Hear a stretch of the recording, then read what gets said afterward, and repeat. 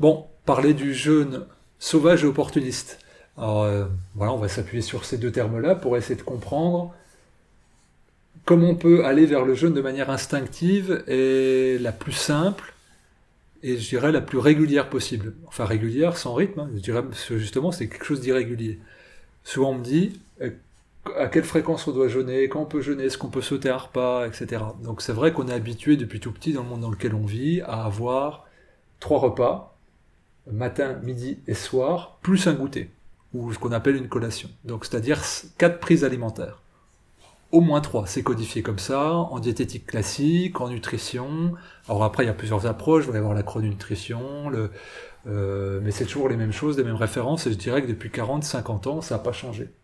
C'est-à-dire, on va dire, bah, le repas typique français, c'est 2 petits points, tartine de beurre, pain beurre, confiture, café avec un sucre et un fruit, dans le meilleur des cas.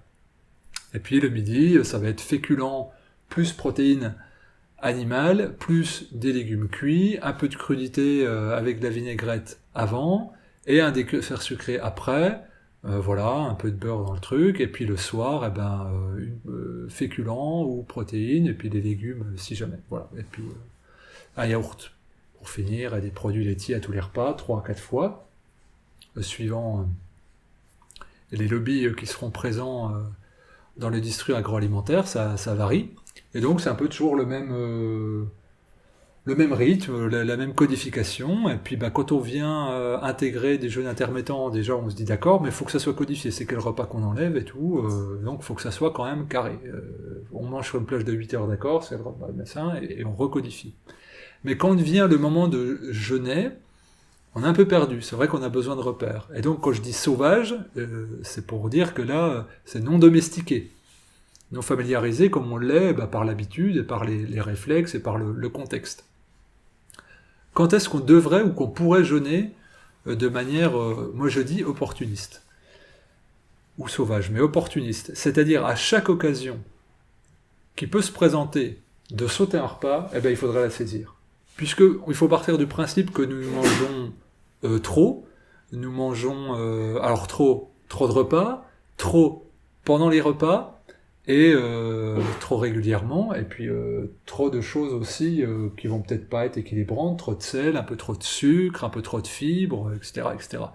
Donc on sait on a un déséquilibre qui porte vers l'excès. Donc l'opportunité de sauter quand l'opportunité de sauter un repas se présente, il faut sauter dessus, parce qu'on sait que ça peut au moins faire baisser ce déséquilibre en allant vers le bas. À quelle occasion on peut avoir de sauter un repas? Le matin. J'ai pas faim. J'ai pas faim, je mange pas. Je suis en retard au travail ou le placard est vide. Eh ben, je mange pas. Le midi, j'ai une réunion, ça va être serré, il y a que 20 minutes pour aller chercher un sandwich Dona sous vide. Eh ben, autant pas manger. On sera encore plus concentré pour sa réunion. Le soir, j'ai pas le temps de faire les courses, ou il y a un super truc qui passe à la télé, j'ai pas le temps de truc. Eh ben, on mange pas. Je suis un petit peu barbouillé, j'ai beaucoup mangé le midi, et ben le soir je mange pas. Voilà, tout un tas d'occasions qui se présentent régulièrement, ou après le sport, je suis claqué le soir, j'ai pas vraiment faim parce que je sens que j'ai encore le palpitant, j'ai plus envie de prendre une douche et de me coucher, eh bien je ne mange pas, même si on m'a dit qu'il fallait reprendre des protéines derrière, ou des sucres pour faire gonfler les muscles, on s'en moque, je mange pas. Je suis invité chez des amis, et puis franchement c'est pas bon, alors, ils sont gustativement ou bons parce que c'est pas terrible, eh bien je mange peu. Ça va pas être du jeûne, mais nous on parle plutôt du jeûne, mais pour comprendre qu'il y a beaucoup d'occasions pour faire en sorte que cette alimentation-là, elle soit éteinte. Voilà, il y a des fois on mange, comme on dit, sur le pouce, on mange vite, on prend même pas plaisir à manger, on engloutit, enfin c'est pas terrible. Et ben ça c'est autant d'occasions qu'on a de sauter des repas, voire même de pas manger sur une journée. Les week-ends, si on a envie d'être peinard, de lire ou d'aller faire des balades, on part marcher la journée, et ben on mange pas. Ça allège le sac à dos, on prend 1 heure et demie à marcher ou à faire la sieste qu'on n'aurait pas fait si on avait mangé. Voilà, ça c'est ce que j'appelle opportuniste, et quelque part sauvage, c'est-à-dire très animal. Les animaux, si vous regardez, des fois vous remplissez la gamelle du chien ou du chat, eh bien il va pas y toucher. Parce que lui, instinctivement, il va pas, même si c'est sa pâtée préférée, il va pas y aller.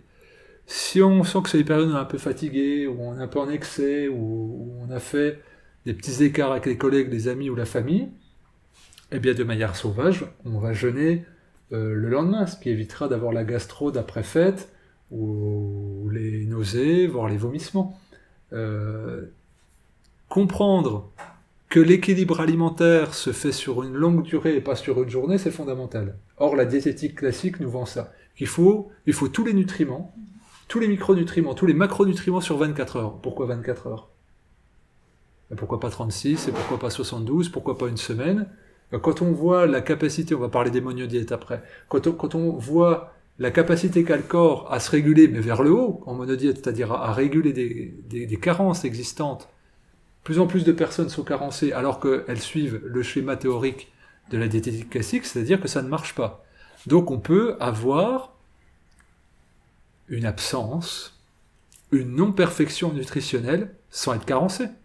C'est-à-dire l'équilibre, on a bien vu que voilà, vous êtes en situation de jeûne, vous fonctionnez. Donc l'équilibre alimentaire, énergétique, c'est-à-dire sur la circulation des sels minéraux, et on va dire des différents systèmes qui nous composent, ça se fait avec le temps, sur une grande période, pas sur une période de 24 heures. Donc on peut se permettre d'être assez anarchique sur son alimentation, de manger déjà quand on a faim, et quand on ne sent pas la faim, de ne pas manger.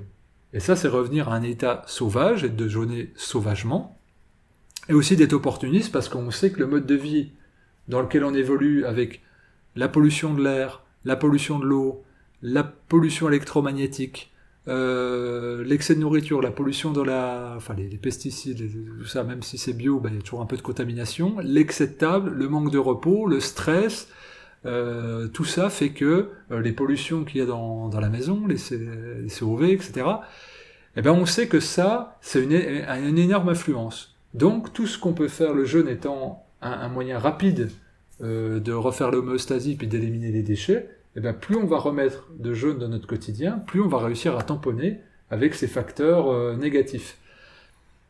Une fois qu'on a fait l'expérience du jeûne, on n'a plus peur de jeûner de manière sauvage. On sait qu'on aura de l'énergie pour accomplir notre travail, voire une activité physique, intellectuellement on sera performant. Et donc, le plus dur, c'est pas de le faire régulièrement, ou irrégulièrement comme on le disait, c'est de le faire une ou deux fois pour se rassurer, pour aller contre l'humeur ambiante qui dit si tu manges pas, tu n'auras pas d'énergie. Or, toute personne qui a jeûné sait que c'est faux. Physiologiquement, elle ne se sent pas en manque d'énergie pour réfléchir, pour parler, etc., etc., etc.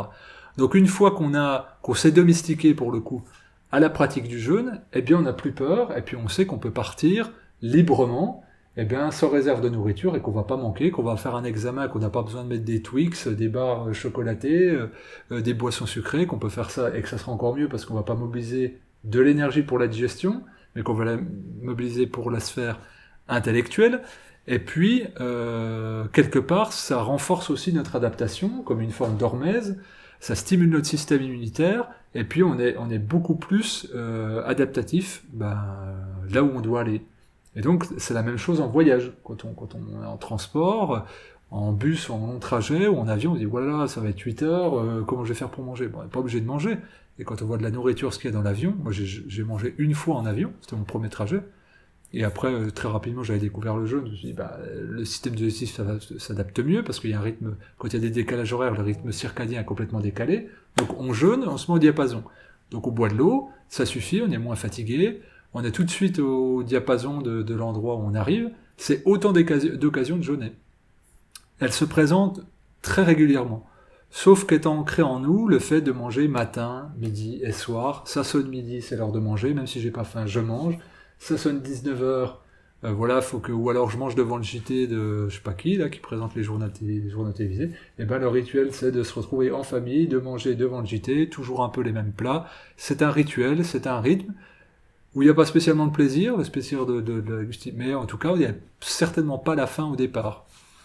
Donc, de jeûner de manière opportuniste me paraît être un atout santé indéniable, et surtout ça crée des ancrages dans la tête pour se permettre d'être autonome et plus libre sur sa gestion alimentaire au quotidien. Et il y a des fois, on va se dire, on va peut-être pas jeûner, on va faire qu'un repas de fruits, on va manger que des légumes. On va pas être dans le systématisme de, ah non, faut que j'associe, faut que je fasse mon truc, parce qu'on a vu que même sans être parfait, quelle que soit l'école nutritionnelle, eh bien on fonctionne bien, on fonctionne même mieux sur la durée. Donc s'inviter le plus souvent possible. Le plus dur, c'est de passer le premier pas. Des fois, inviter les autres à faire de même, c'est-à-dire se motiver avec des amis ou dans la vie de famille. Dire, bah voilà, ce soir on mange pas, on va plutôt faire un jeu de société ou j'en sais rien, vu que personne avait beaucoup faim, personne n'est motivé pour faire à manger, bon bah hop, on fait ça, et puis on se rend compte que ça passe, et puis peut-être que le petit déjeuner du lendemain matin sera mieux, peut-être qu'on n'aura pas faim, puis on va se dire, bah tiens, on est lancé, on n'a pas faim, on saute le petit déjeuner aussi, d'y aller à la surprise aussi, et de se dire qu'il n'y a pas de carence, il n'y a pas de risque, il n'y a pas de risque de perte d'énergie, et de se dire qu'à chaque fois c'est un pas en plus vers la santé, puisque le but c'est, il y a le système de gestion, de tampons, mais qui a des ressources limitées au niveau des émonctoires, donc foie, poumons, reins, intestin, peau, ils sont vite surchargés dans le mode de vie qu'on a, donc à chaque fois qu'on va jeûner, on va permettre au corps d'éliminer en plus, et dans le monde dans lequel on vit, c'est un atout qu'on peut s'offrir, et c'est une liberté qu'on se crée dans l'emploi du temps, mais aussi dans le ressenti du corps, bah, tout simplement pour se sentir plus autonome et moins, je dirais, en pilotage automatique par rapport à ce qui nous a été proposé, voire imposé.